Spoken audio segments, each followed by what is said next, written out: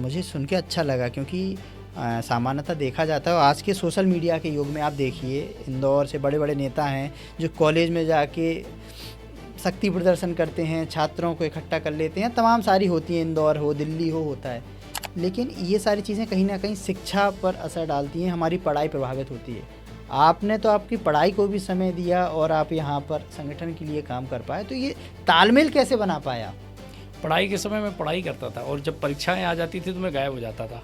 फिर उस समय सिर्फ परीक्षा की तैयारी करता था और बाकी सबसे भी यही कहता था कि आप परीक्षा की तैयारी करिए। हमारा सबसे पहला अगर अब लक्ष्य है तो सामने अगर ये परीक्षा आ चुकी है तो परीक्षा में अच्छे नंबरों से पास होना हमारा लक्ष्य है। अब जब संगठन का काम का होता है तो संगठन के काम का लक्ष्य होता है, और अभी एग्ज़ाम अगर सामने है तो एग्ज़ाम को अच्छे नंबरों से पास करना हमारा लक्ष्य है। तो समय काल परिस्थिति के हिसाब से लक्ष्य तय होते हैं।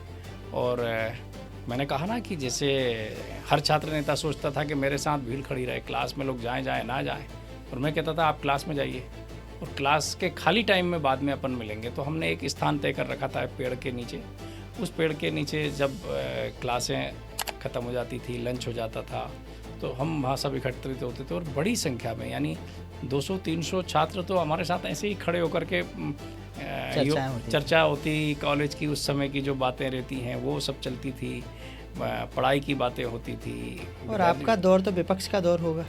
निश्चित रूप से बड़ा चुनौती वाला दौर था उस समय। मुझे कहने में कोई आश्चर्य नहीं कि कांग्रेस की जो गुंडागिर्दी थी चरम पर थी।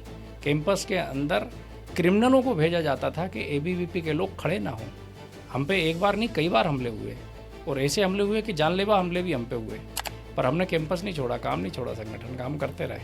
और उसका परिणाम है कि आज जो हमले करने वाले थे वो कहाँ हैं उनका पता भी नहीं है। वो गायब हो गए और हम अपने काम में, राष्ट्र के काम में, देश के काम में लगे हुए हैं।